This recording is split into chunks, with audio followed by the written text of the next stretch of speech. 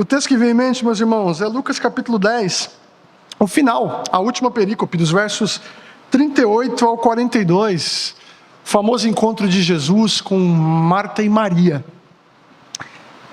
Eu queria ler com os irmãos e em seguida pensar a respeito da boa parte do discipulado. Lucas 10, do verso 38 ao verso 42. A palavra do Senhor nos diz assim: Caminhando Jesus e os seus discípulos chegaram a um povoado onde certa mulher chamada Marta o recebeu em sua casa. Maria, sua irmã, ficou sentada aos pés do Senhor, ouvindo a sua palavra. Marta, porém, estava ocupada com muito serviço. E aproximando-se dele, perguntou: Senhor, não te importas que minha irmã tenha me deixado sozinha com o serviço? Dize-lhe que me ajude. Respondeu o Senhor: Marta, Marta, você está preocupada e inquieta com muitas coisas. Todavia, apenas uma é necessária. Maria escolheu a boa parte, e esta não lhe será tirada. Vamos orar ao Senhor? Abaixa a sua cabeça. Vamos pedir para que o Espírito de Deus nos conduza nessa reflexão.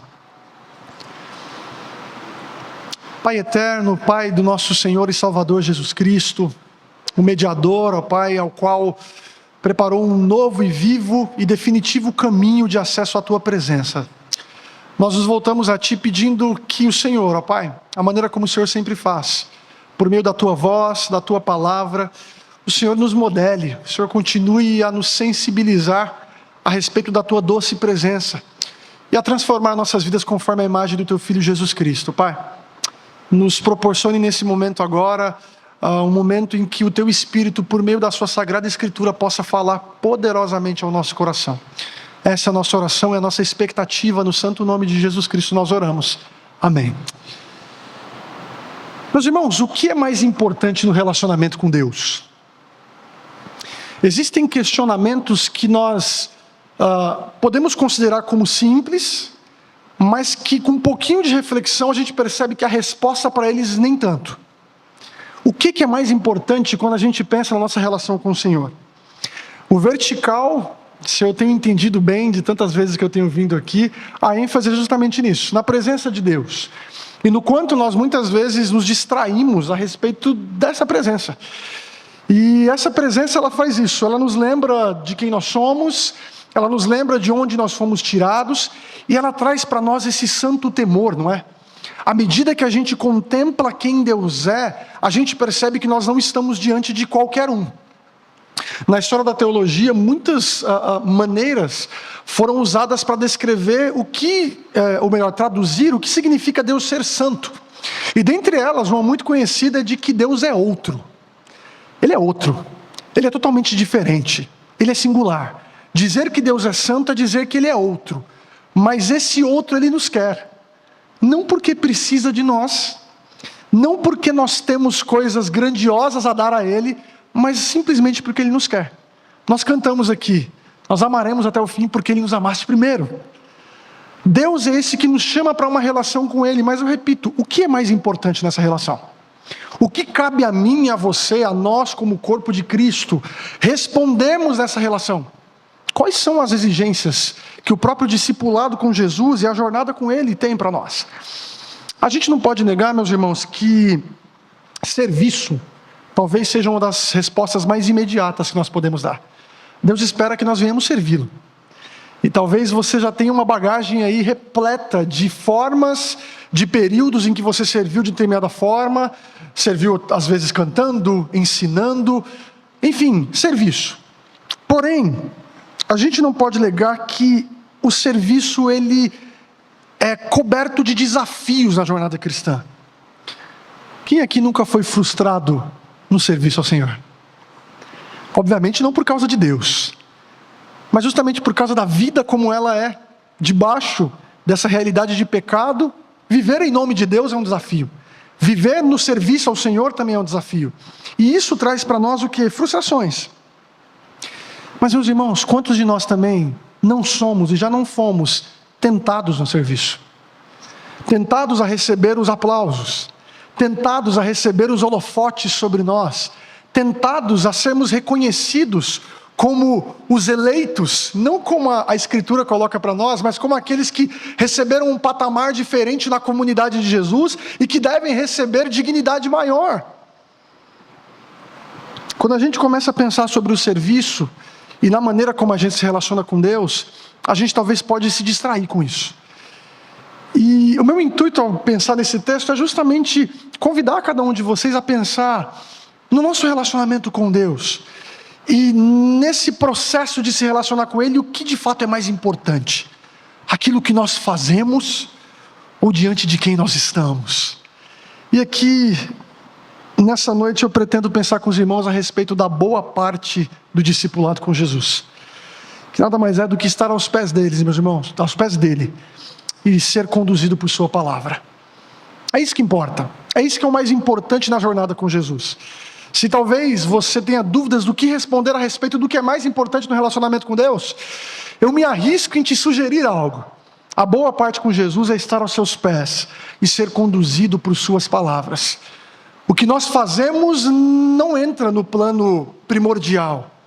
É apenas detalhe, comparado com aquele que, como o próprio Jeremias disse certa vez, mesmo diante de caos, o Senhor é a minha porção.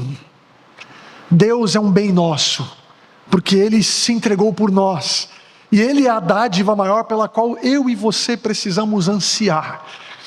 O vertical tem que ser para essa comunidade, também para nós que temos o privilégio de algumas vezes estarmos aqui, um lembrete do que é mais importante para nós, a boa parte, o próprio Senhor. E para isso, meus irmãos, eu dividi a nossa reflexão em duas partes. A primeira parte é que essa passagem nos mostra que o serviço excessivo, ele pode distrair a mim e a você. O serviço excessivo pode nos distrair. Olha só o que o texto diz para nós. Verso 38, caminhando Jesus e os seus discípulos chegaram a um povoado, onde certa mulher chamada Marta o recebeu em sua casa.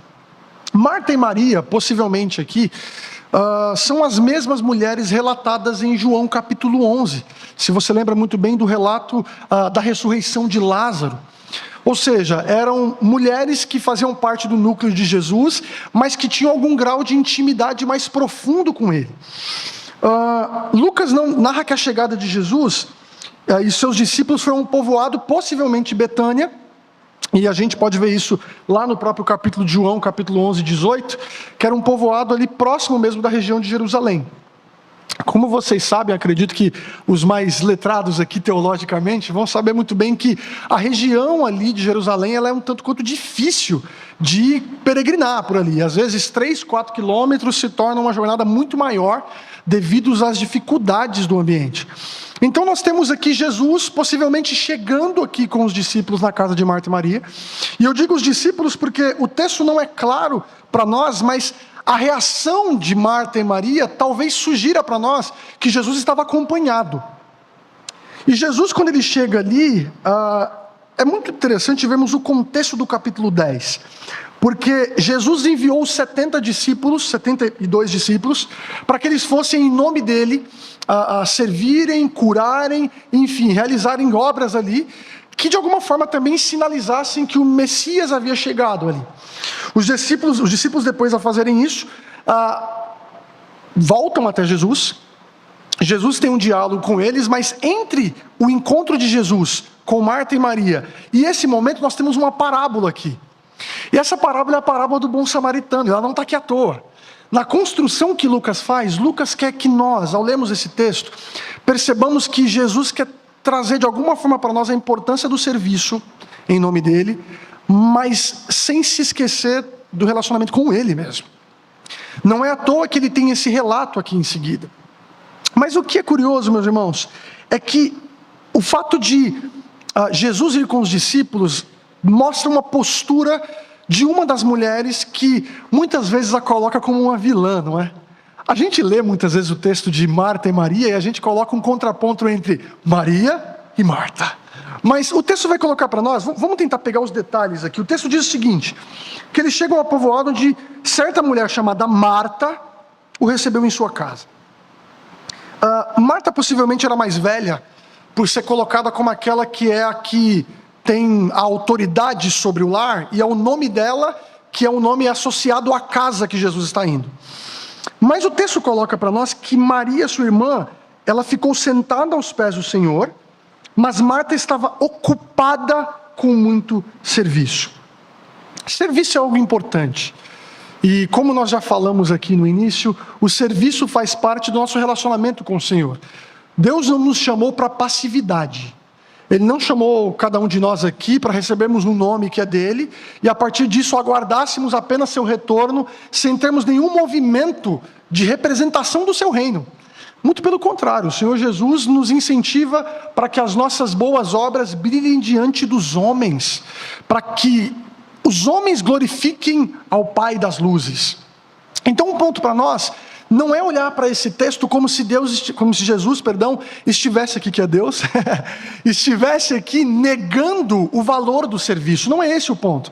Mas de alguma forma parece que Jesus condena o serviço excessivo. Porque por mais que o serviço seja importante, meus irmãos, acho que é interessante também pensarmos que a importância do serviço está no fato de que, por mais que formalmente na história da igreja isso não seja enfatizado, não é exagero dizer que o serviço é um meio de graça. E o que são meios de graça? Em poucas palavras, meios de graça são nada mais do que práticas e movimentos que a igreja recebe para que a gente torne a ação do Senhor mais concreta e palpável para nós. E para que nós desenvolvamos a nossa jornada de discipulado com Deus. A oração, a comunhão dos santos, o jejum, a leitura e meditação da palavra são movimentos que nós precisamos para que a nossa saúde espiritual ela seja desenvolvida e a gente torne cada vez mais consciente da presença do Senhor. O pastor Samuel colocou no início para nós aqui que Deus já está aqui. Isso é uma verdade absoluta, Deus está presente. O grande ponto é que nosso coração é duro demais, muitas vezes, para percebê-lo. E nós precisamos de dinâmicas, de um ritmo da graça, como alguns dizem, para que a nossa vida se adeque ao próprio ritmo de Deus, e assim nós nos tornemos mais conscientes e sensíveis a Ele. Só que o grande ponto aqui é que Marta, ela, por mais que esteja fazendo algo louvável, que é servir, ela está servindo a Jesus, e isso é muito importante, mas o serviço dela, a quantidade de serviço, está proporcionando algo ruim para o relacionamento dela com Jesus. E o texto vai dizer que ela está ocupada com muito serviço. Aproximando-se dele, perguntou: Senhor, não te importas que minha irmã tenha me deixado sozinha com o serviço? O termo ocupado aqui, que nós vemos ocupada, ele é um termo que, se você olhar depois, e eu tenho certeza que os mais curiosos vão confirmar isso aqui, se não me engano, na revista corrigida, você vai ver o termo distraída e não ocupada. Porque no grego a ideia não é que ela está necessariamente com muitos afazeres e está apenas assim, eu tenho muita coisa aqui para fazer, mas daqui a pouco eu vou lá. Não, não. Os muitos afazeres estão proporcionando para ela distração com algo mais importante que está acontecendo. É como se Lucas quisesse trazer para nós que a ocupação do serviço de Marta está tirando a atenção de Marta de algo mais importante, de algo que importa muito aqui. Isso é muito sugestivo, meus irmãos, porque a Almeida Revista e Corrigida traduz mais ou menos assim: andava distraída e com muitos serviços. Ou seja, nós temos alguém que possivelmente está muito preocupada com quem ela está recebendo, não é? E ela não está recebendo qualquer um. E eu acho que muitas vezes a gente é tentado a isso, não é? Quando a gente fala que a audiência que nós temos é o Senhor, a régua sobe, né? Eu não estou mais falando com qualquer um, eu estou falando com aquele que é outro. E isso talvez muitas vezes exige de nós movimentos que aos nossos olhos tornarão o nosso serviço melhor e louvável da parte de Deus.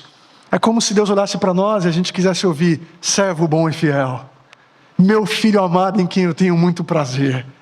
O grande ponto disso é que isso tira de nós o ponto importante da jornada de fé, que é amar o Senhor e amar os outros, não a nós mesmos. É interessante que o chamado de Jesus, nós devemos amar o próximo assim como nós mesmos. E aí a gente faz aquele joguinho assim, né? Então eu preciso me amar mais, que eu amo mais o outro. Mas a questão é o seguinte: você já se ama. Esse que é o ponto. Você não precisa ser ensinado a se amar. Você se ama. Você quer de fato o melhor para você. Você quer de fato receber aquilo que é louvável para você. Só que o grande desafio é você quantizar que o mesmo que você quer para você, você quer também para o outro. É por isso que é contracultural e contra uma natureza pecaminosa que é em nós. Amarmos a Deus e amarmos ao outro e fazermos tudo isso sem nos esquecermos do Senhor. É por isso que a gente precisa do Espírito Santo, meus irmãos. O Espírito Santo está aqui justamente para isso. Se as obras da carne são inimizade, libertinagem, são todas as camadas do pecado que nós vemos na realidade aqui, nos nossos relacionamentos, o Espírito de Deus, ele traz fruto. Ele frutifica em nós. Mas percebe que a linguagem do fruto que Paulo usa, ela já proporciona para nós algumas reflexões, como é algo que é gradual, é algo que alimenta. Percebe que o nosso serviço, ele não pode ser apenas o serviço excessivo que nos distraia do que Deus nos chamou e que proporcione para a gente ali apenas o deleite no final de dizer que eu fiz o melhor prato, eu fiz o melhor culto, eu fiz a melhor mensagem, eu fiz o melhor. Às vezes esse fiz o melhor está carregado de um coração distraído e que pensa que está antenado quanto aquilo que Deus espera de nós. Marta está distraída. Marta está distraída. Alguns de vocês, eu acredito que leram um dos melhores, particularmente para mim, o melhor livro de C.S. Lewis, que é o Cartas de um Diabo a Seu Aprendiz. Para quem não leu, esse livro basicamente é uma ficção em que C.S. Lewis ele vai, por meio dessa ficção, fazer algumas críticas à igreja do seu ambiente, né? E a igreja anglicana, enfim, algumas coisas, quanto até mesmo o exercício de fé dos membros e, de modo geral, a vida cristã ali. E a história é muito interessante, porque você tem dois demônios. Um demônio experiente e um seu sobrinho, que é um demônio que está estudando na faculdade, na escola dos diabos lá, e aprendendo a como lidar com o ser humano. E eles chamam o ser humano de paciente, né? O seu paciente. E o inimigo nada mais é do que o próprio Deus. E o C.S. Lewis ele é genial, porque ele vai falando, o diabo experiente vai orientando o mais novo de como proporcionar ambientes de tentação, ambientes de desobediência, ambientes que proporcionem para o seu paciente uma jornada que, por mais que seja dentro de uma igreja, continue sendo fracassada. E é interessante, eu não lembro agora qual das cartas, mas é Vermelindo e Maldanado, isso aí, Maldanado. Maldanado é o experiente, ele diz o seguinte: se tem algo, parafraseando ele, se tem algo que é importantíssimo que você desenvolva no relacionamento com o seu paciente aí, é a distração. Você não precisa tirá-lo do culto. Você não precisa fazer com que ele deixe de ser cristão. Você só precisa distraí-lo. Porque se você distraí-lo, você já cumpriu o dever de tirar o coração dele do foco correto. Isso é muito verdade para todos nós, não é? Talvez em algum momento desse sermão, uma mosquinha passou na sua frente e você está entendendo agora o que eu estou dizendo para você, né? Está percebendo agora porque talvez embaçou aí, ou você lembrou de alguma coisa que você tem que fazer depois daqui, ou como não lembrar também dos problemas que nos assolam, e tantas coisas que têm justamente a especialidade de nos distraírem. Meu irmão, se preocupar com a distração na sua espiritualidade é tarefa séria e importantíssima. Porque é a distração que está nos colocando na passividade. Mas eu vou dizer uma palavra talvez mais dura em relação a Deus: na indiferença. Nós talvez estejamos iludidos de que estamos agradando e servindo ao Senhor, mas estamos distraídos no excesso das demandas que nós pensamos que quanto mais fizermos, nós iremos glorificar o nosso Deus, Ele nos amará mais, nós amaremos Ele mais. Mas não, talvez nós estejamos como Marta, distraída com muito serviço. Mas existem algumas consequências disso, porque o texto vai colocar para nós que Marta ela vai fazer o quê? Aqui é um repeteco do foi a mulher que tu me deste, sabe? É mais uma vez aqui alguém se voltando para o próprio Criador e dizendo que ele é culpado. E ele tem que fazer alguma coisa. Porque Marta está distraída, e aí ela percebe que Maria não está com ela, como assim você não está servindo comigo? Não, Jesus, você não está vendo lá? Faz alguma coisa. E você percebe que o texto coloca, a gente às vezes não consegue perceber porque é um texto curto, mas perceba alguém magoada, uma pessoa que está ali com um sentimento de mágoa pelo que está acontecendo, porque aos olhos dela, ela está recebendo o Rei dos Reis, ela está certa, ela está recebendo o Salvador do mundo, ela está certa, ela está recebendo o Messias, mas ela não está entendendo que o Messias está preocupado muito mais com o que ele tem a dar a nós, e não do que nós devemos dar a ele. E o ponto aqui é que essa confusão faz com que ela diga o quê? Verso 40. Senhor, não te importas que minha irmã tenha me deixado sozinha com o serviço? Dize-lhe que me ajude. Sabe quando você começa a avaliar seu serviço e olha para o seu irmão que está do seu lado, e aí você começa a cobrar o seu pastor, você começa a cobrar até o próprio Deus, por que as pessoas não são como eu? Por que as pessoas não servem a Deus como eu sirvo? Por que elas não são tão fiéis ao Senhor como eu sou? Cantam como eu canto, tocam como eu toco, pregam, ensinam, cuidam, aconselham. E a gente começa a ter essa dinâmica qual? Que nós estamos nada mais nada menos do que numa competição, não é? Eu estou lendo um livro, meus irmãos, de um teólogo de espiritualidade que já faleceu há um bom tempo, chamado Henry Nouwen. E é um livro titulado Comunidade, que é um livro de artigos que ele escreveu sobre comunhão, sobre comunidade. Ele vai dizer que nós muitas vezes nos esquecemos que a gente, quando é pequeno, a gente sabe conviver com as pessoas. Talvez você vai se lembrar que quando você era pequeno, você não se preocupava com muita coisa, com ser o melhor ou o pior, você apenas vivia a vida. Só que à medida que você vai crescendo, e principalmente quando você entra no ambiente de escola, o Henry Nouwen fala que é o momento onde você começa a perceber que a caneta do outro é melhor que a sua. E aí você percebe que o caderno do outro é melhor que o seu. E aí você percebe que o outro sabe mais do que você. E vai proporcionando agora, na sua formação, esse desafio de viver em comunhão sem proporcionar competição. E ele diz que justamente o que nós precisamos é enfrentar isso em nossas igrejas. Porque nossas igrejas, muitas vezes nós estamos aqui, em uma medida ou outra, competindo uns com os outros. Sendo que o Senhor nos chama para que como comunidade, isso é muito precioso, como comunidade, nós viemos contemplá-lo. O problema não está em servir, mas na relação de Marta com o serviço. E o final das contas aqui é talvez pensar que quando o serviço se torna um ídolo, um meio pelo qual nós pensamos que teremos a satisfação que nós ansiamos, ele vai afetar nossas relações com as Martas da nossa vida e com a relação com o próprio Deus. Mas o nosso tema principal do Vertical é sobre presença, não é?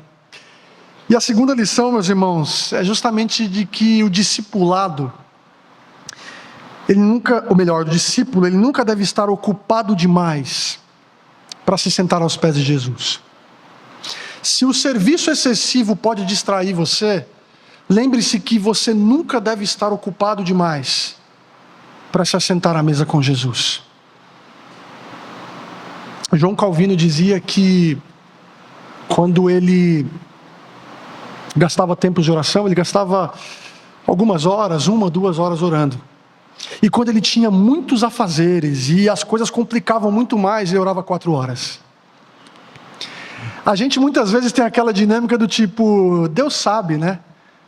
Orar em todo tempo, né? Então você está andando, eu estou orando. E a gente justifica a nossa apatia de fé e o nosso senso de muitas vezes não nos dedicarmos a viver diante do Senhor mesmo, em mecanismos que a gente consegue administrar. Não, eu vou vivendo a vida aí, Deus está comigo.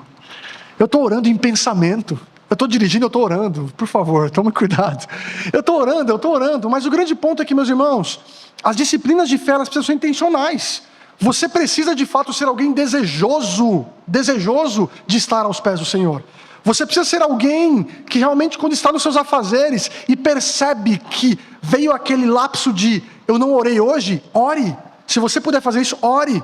Se você percebeu que talvez assim, você está duro, seu coração está duro, está pesado, e você precisa ouvir a voz de Deus, vá fazer isso. Não negocie os convites que a própria providência de Deus faz para mim e para você. Pois toda vez que nós temos esse senso de inclinação a nos dobrarmos a Deus em oração ou meditando na palavra dEle, é porque Ele está nos chamando. Deus está nos chamando para contemplá-lo, e a gente precisa ansiar isso. O grande problema é que quando nós não temos uma dieta espiritual que é de fato intencional, meu irmão, a sua fé vai começar a definhar. E é isso que acontece. Você passa 2, 3 dias sem abrir sua Bíblia. Você passa 3, 4, 5 dias sem ter momentos de oração. Eu não estou aqui para qualificar que momentos de oração longos são mais efetivos do que momentos curtos. Mas com certeza você vai concordar comigo que é de se estranhar se para alguém que tem uma vida de fé de 30 anos, 20 anos, 25 anos, 10 anos, e não consegue orar mais do que 20 segundos, isso talvez seja um sintoma ruim. Se você não consegue ter uma dieta de oração pela qual você se dedica em desenvolver isso, talvez isso seja um sintoma de alguém que está frio. Se estar longe de Deus, não orar mais, não ler mais a palavra do Senhor, não ansiar pela comunhão dos santos, é algo que não faz diferença mais para você, quando você não tem essas coisas, meu irmão e minha irmã, eu arrisco a dizer que você talvez esteja distante de Deus. Talvez você se distraiu. E a distração, ela faz justamente isso, ela pega o nosso coração e redireciona para outro trono, para outros altares, para outras coisas de valor, e a gente passa a perder a vitalidade da nossa vida espiritual, que é o que mantém a gente de pé. Mas o texto coloca para nós que o discípulo ele não deve fazer isso. Ele nunca deve estar ocupado demais para não estar aos pés de Jesus, e Maria é um exemplo disso. Porque o texto vai dizer para nós no verso 39 que Maria, sua irmã, ficou sentada aos pés do Senhor. A expressão sentada aqui no grego, ela está no passivo. É como se o texto dissesse que Maria foi sentada. É como se ela foi atraída, sabe? É como se ela foi colocada ali naquela presença. Não é que ela, por espontânea vontade, vai eu vou sentar aqui, mesmo que eu sou rebelde com Marta, eu não quero ajudar ela na cozinha, eu não quero ajudar servindo na casa, eu vou me sentar. Não, não. Maria estava mais sensível à presença daquele que estava na casa dela, e foi atraída por essa presença a se assentar aos pés. Mas é muito importante a gente enfatizar que o ministério de Jesus, ele quebra paradigmas. Porque naquela época, meus irmãos, e eu acho que não é novidade para vocês saber que o tratamento que as mulheres recebiam era um tanto quanto difícil. As mulheres não tinham a liberdade que elas têm hoje de estarem numa reunião como essa aqui, sentado nas primeiras cadeiras. Elas não tinham esse privilégio de, quando recebessem alguém, ficassem numa roda com os homens ali e participando dos mesmos diálogos e conversas. Não tinha isso. Só que nós vemos que na própria revelação, a gente começa a perceber que a expressão estar aos pés é uma expressão que ela sempre tem sinônimo de discipulado. A ideia não é que estar aos pés significa apenas um movimento que ela teve de se assentar, mas todos aqueles que estão aos pés de alguém, no judaísmo do primeiro século, são aqueles que estão para ouvir um mestre. São aqueles que estão ali numa postura de submissão ao ensino de um rabino. Talvez os irmãos vão lembrar aqui de Mateus capítulo 5. Jesus sobe ao monte, se assenta e os seus discípulos vão até ele. A ideia é que ele está acima e os discípulos estão aos seus pés ouvindo. Você vai se lembrar muito bem de Atos, se não me engano, Atos 22, onde vai falar que Paulo foi educado aos pés de Gamaliel.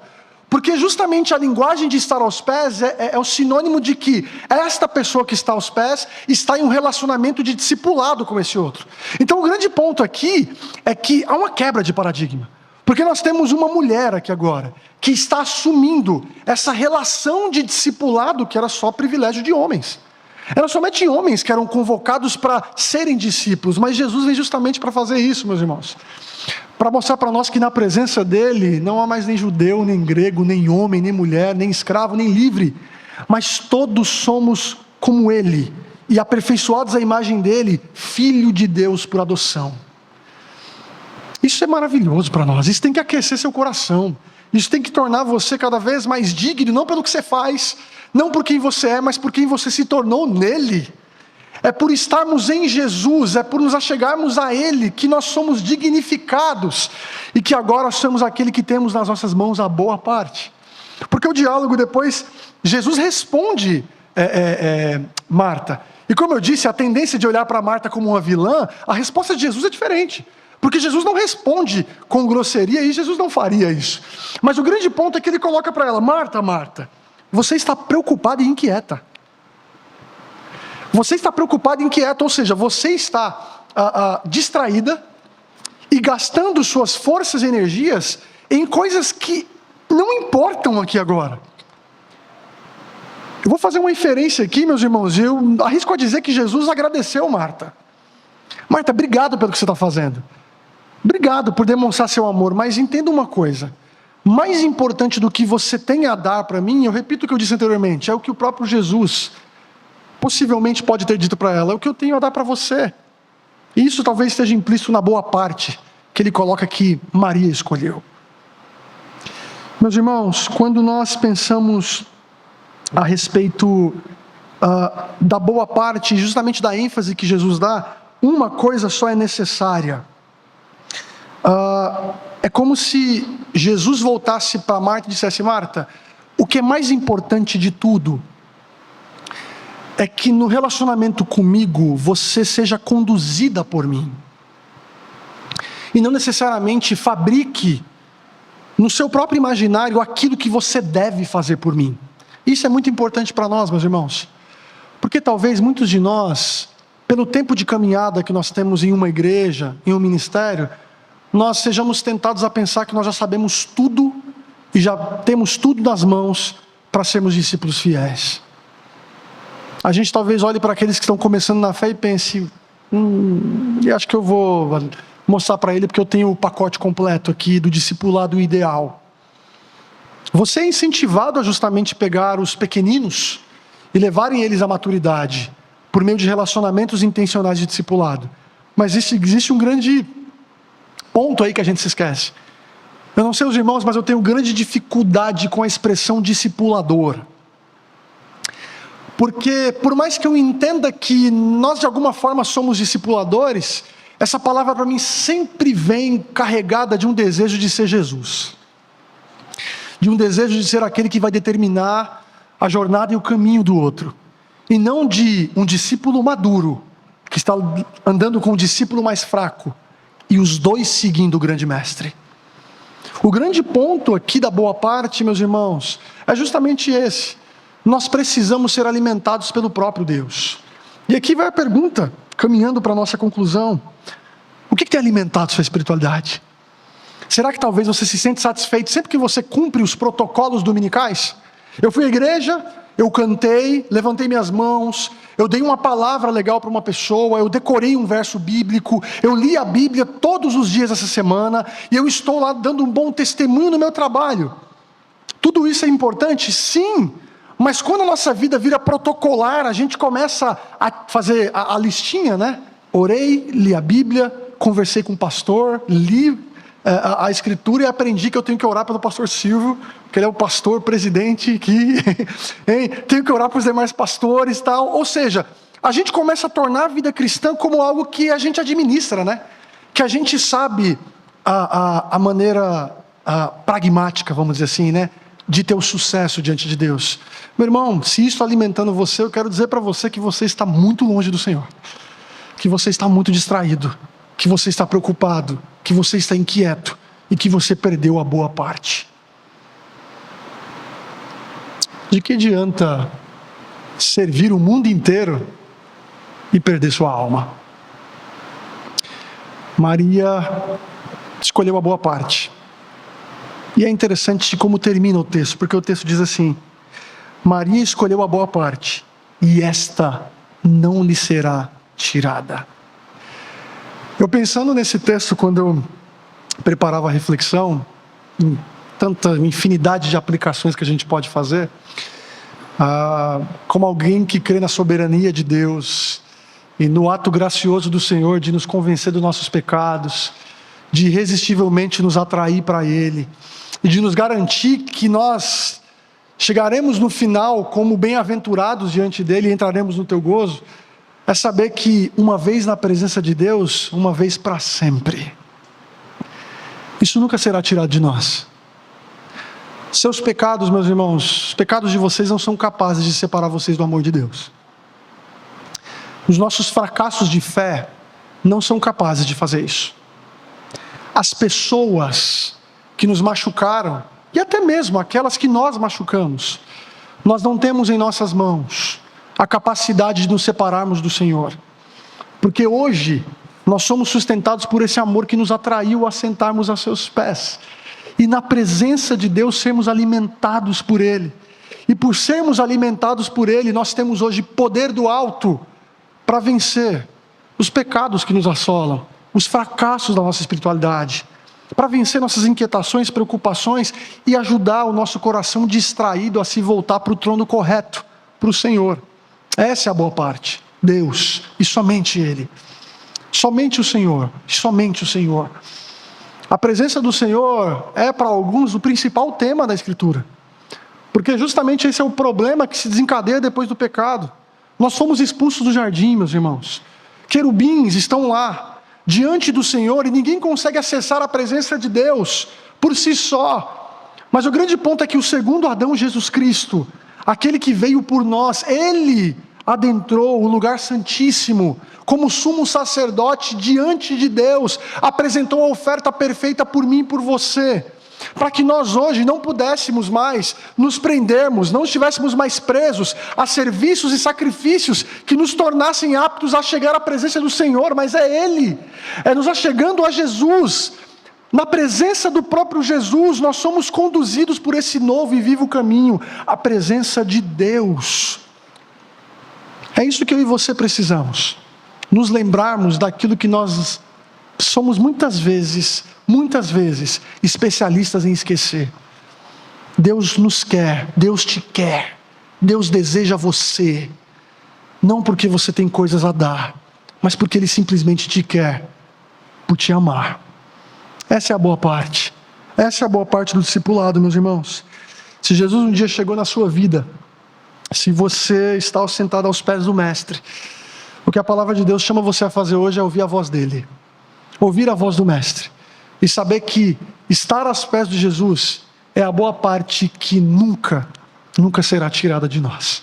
Abaixa a sua cabeça, vamos orar juntos.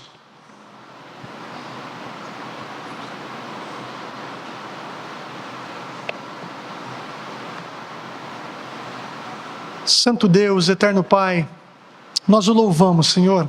Louvamos porque a Tua palavra nos lembra do Teu amor, nos lembra de que a nossa vida é construída sobre um firme fundamento de amor.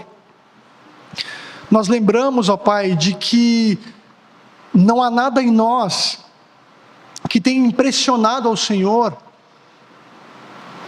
motivado o Senhor, levado o Senhor a vir até nós, mas é justamente pela Tua boa vontade, pela Tua fidelidade, pela Tua misericórdia, pela Tua bondade, que todos os dias nos perseguem, ó Pai, que nós hoje estamos aqui. O amor fiel do Senhor, ó Pai, é justamente o ambiente em que a nossa vida, agora na Tua presença, acontece. O Teu amor fiel, Pai, é justamente a razão de nós olharmos para a nossa vida e sabermos que mesmo apesar de nós, o Senhor é por nós e nos conduz de glória em glória, de fé em fé, demonstrando graça sobre graça por meio de Jesus Cristo e nos ensinando, ó Pai, a viver uma vida digna do nome que nós carregamos. Por isso, Deus, não permita que o nosso coração pecaminoso nos distraia, que o nosso coração pecaminoso, ó Pai, coloque preocupações e inquietações em nós, que nos levem a um distanciamento do Senhor, mas que assim como Maria nós venhamos, ó Pai, sermos atraídos pela boa parte, a parte mais importante, que é estar aos Teus pés na Tua presença, na certeza de que isso nunca será tirado de nós, porque essa boa parte é nos dada por graça, Pai, nós a recebemos como dádiva, como presente do alto, porque é assim que o Senhor quer, que como os Teus filhos, nós vamos viver na Tua santa presença. Obrigado pela Tua imensa graça por nós, e continue a falar aos nossos corações no santo nome de Jesus. Amém. Deus abençoe, meus irmãos.